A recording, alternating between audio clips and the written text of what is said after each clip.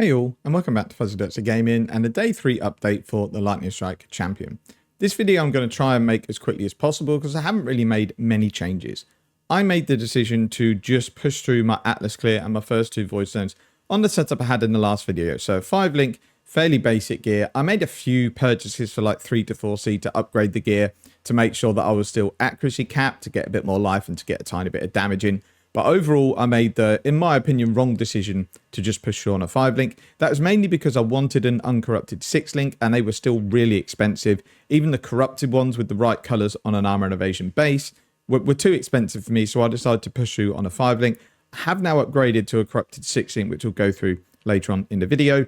But it has meant that I've died more often. I've died 35 times. And yeah, a lot of that was probably because I was just trying to do content that the build wasn't quite ready for, but I did get my Atlas clear, got my first 2 Voidstones, and I've now got my tree set up for going destructive play when I'm ready to do that, which is not quite yet. I don't know if I'm living too lazy ago, but for some reason I totally forgot that destructive play now needs basically you to roll the maps. The harder the maps are, the more additional bosses you get, so you can't just scour and go or magic and go anymore.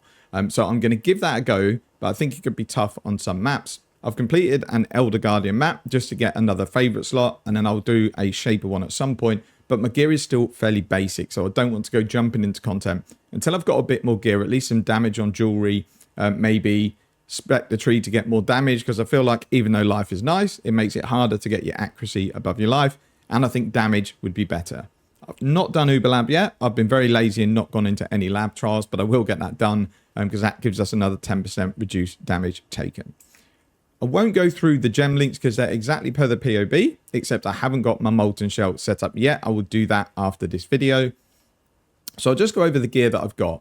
I cleared the Atlas pretty much with the gear from the last video. I think I upgraded my amulet and my helmet, but I didn't really have any more damage. It just came from the gems. The bosses actually felt fairly comfortable, but 6 link I would definitely recommend if you can. The reason I didn't is that even corrupted armor and evasion 6 links were like 45C for a decent roll, and I didn't want to spend that money on them.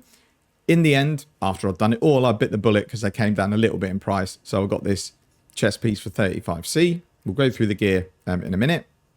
What I've decided to do, because you ideally want one of these new armors that have the higher evasion and the armor on them, I've had one drop, which is a Conquest Lamellar, which I think is the best one you can get. So I'm going to 6 link this myself. It's like a long-term project. It's also a chest piece that I can take to another melee build if I decide I want to play champion, but respect something else. If I want to play Slayer, or if I want to level up another character, this chest piece is going to work fine for any of those characters that I want to play. So we'll go through the gear I've got on now. It's going to be just very similar to the POB. So we have a helmet with some life, resistance, attributes, and then some increased armor and evasion. I've probably unlocked the higher craft now. I'll have to take a look at that. I have managed to roll minus mana cost on it and attack damage.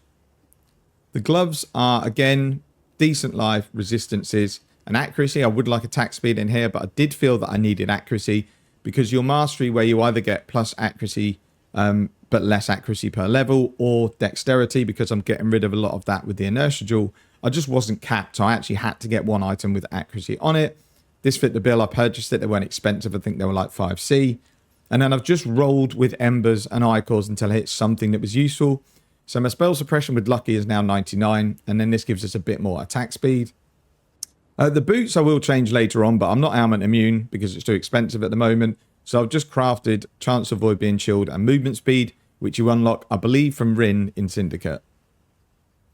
One of the rings is just a ring I found on the ground. It's nothing spectacular, but it had the intelligence that I needed and life.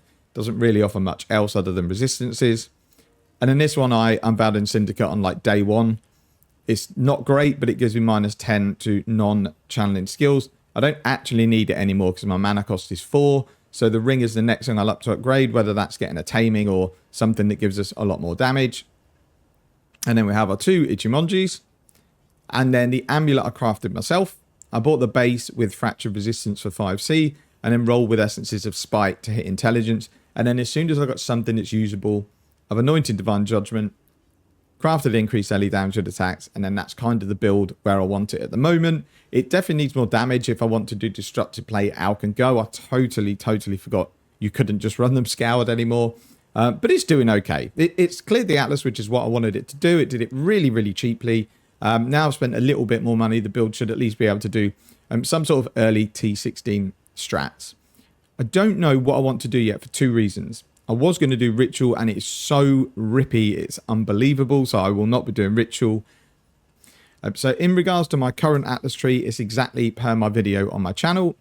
And then I haven't done anything with my second tree yet, and I haven't done anything with my third.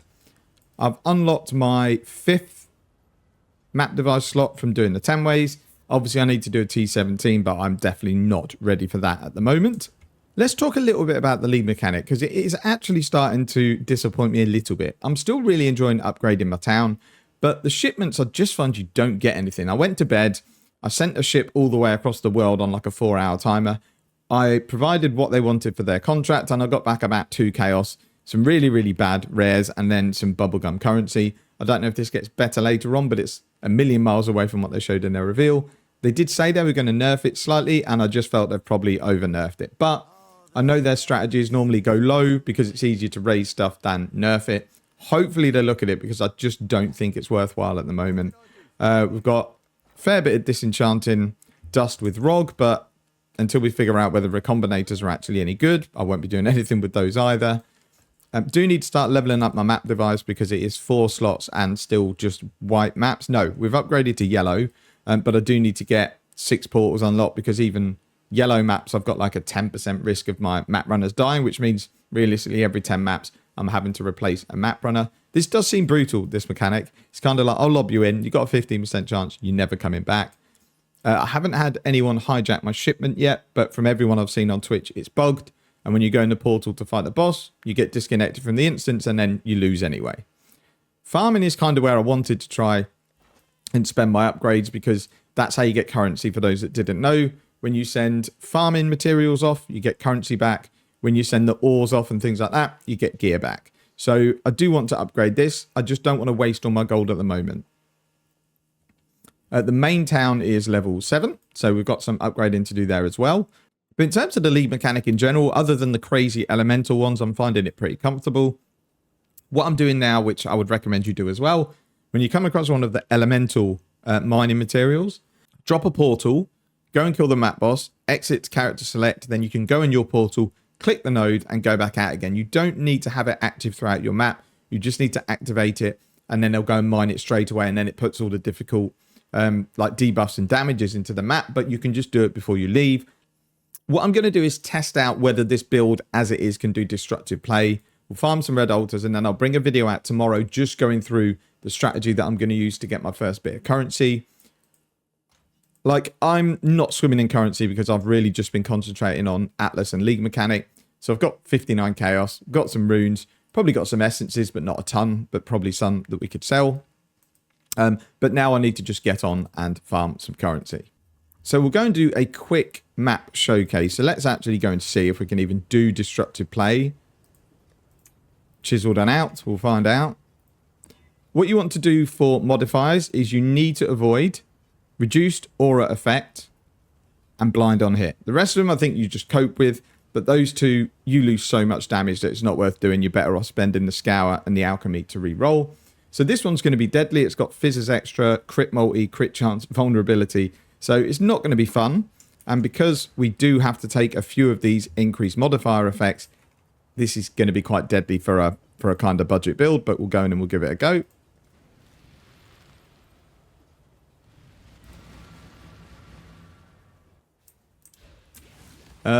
Yeah, we'll take the Sentinel. Why not?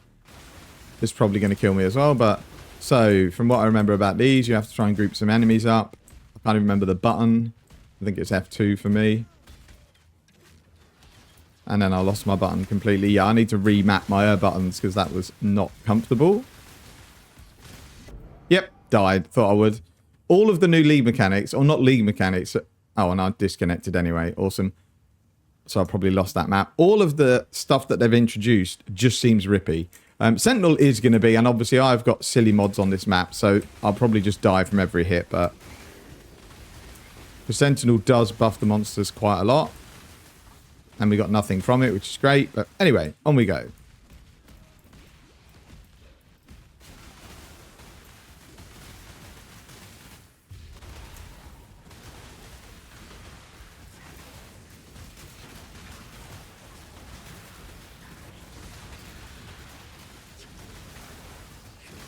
Right, that's that one farmed, so you can do that.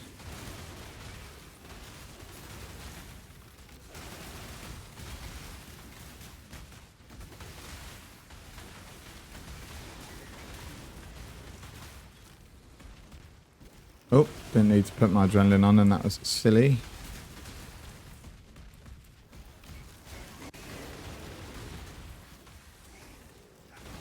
Oh, these ones are quite rippy as well. So we'll give this one a go as well. Oh, this annoys me. When you start channeling, you get someone attack you. You've basically just got to hope you don't die.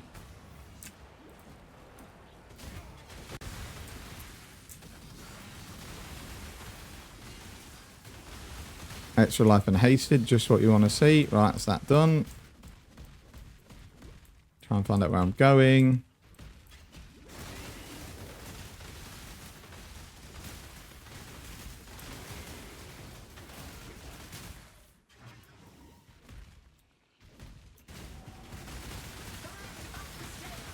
Probably should have waited a bit to do that.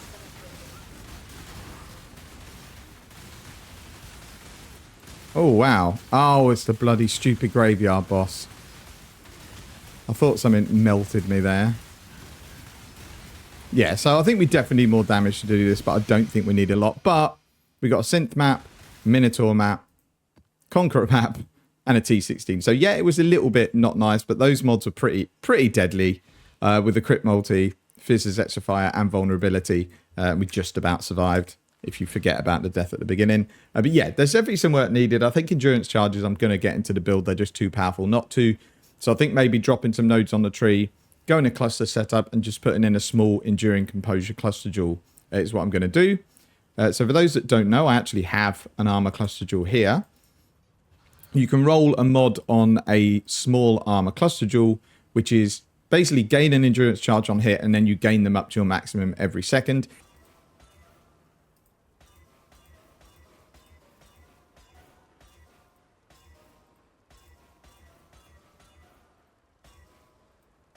There's lots of ones I've never heard of. There we go. Enduring composure. It does exist. So what I'll do there is just make that rare. Absolutely garbage jewel. But let's have a look to see just quickly what this would go for on trade. So we've got enduring composure with 2 passives.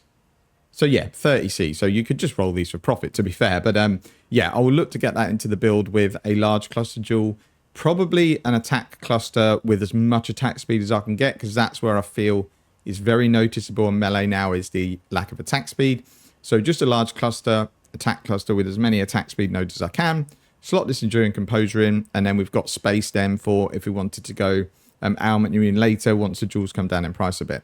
But that's it for this video. Any questions you've got, feel free to leave them in the comments. I'll try and get a video out tomorrow with how my destructive play farming went. Thank you very much. Take care. See you in the next one.